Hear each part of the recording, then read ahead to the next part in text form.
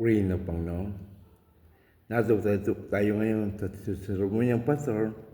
Dito po tayo sa bautismo sa tubig. May tuturing ang bautismo sa tubig ay isa sa pinakamalaga at pinakaformal na gawain sa iglesia. Dahilan na rin sa malalim na kahulugang sinasalaminto sa buhay kristyano. Bagamat mayroong iba't ibang paliwanag ang bawat grupo o denominasyon, hindi pa rin may tatanggi na ang pangunahing layunin ng pagbabautismo ay ang madlang pagpapayag ng buong pusong pananampalataya sa ating Panginoong Jesucristo at ang pagkipagkita sa lupon ng mga mananampalataya ang Iglesia. Ang pagkakaiba ng pananaw patungkol sa bautismo sa tubig ay hindi dapat maging dahilan na pagkawasak-wasak ng kapatiran Kristiyano, sapagkat sinisimbolo nito ang ating pagkipagkita kay Kristo at sa kanyang katawan, ang Iglesia.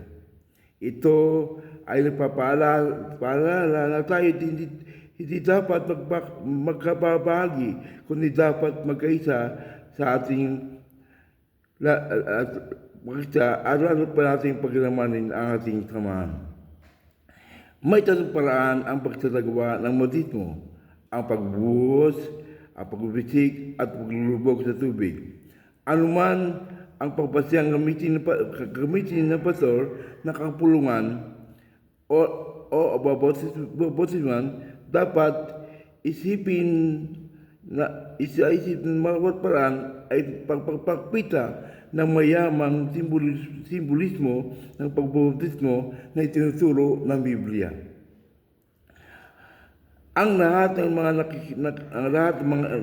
mga ito ay simbolo ng pagpapatawad sa ating mga kasalanan. Mababasa sa Gawa 2:38, 22:16, verse 1, unang Korinto 22:16, unang Korinto 6, chapter 11, Hebreo 10:2, 1 Peter 3:21.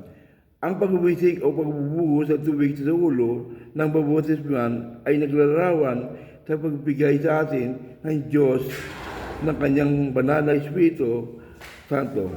Mateo 3:16, Marcos 1:9, Lucas 3:21 at 22, Gawa 2:38, 19:117. Kamatayan sa kasalanan at muling pagkabuhay pagkabuhay kay Kristo at siyang namang sinisimulo na paglulubog sa tubig.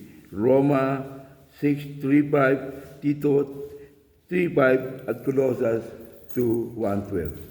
Purihin po, Panginoon. Purihin po ang mga salita ng Diyos.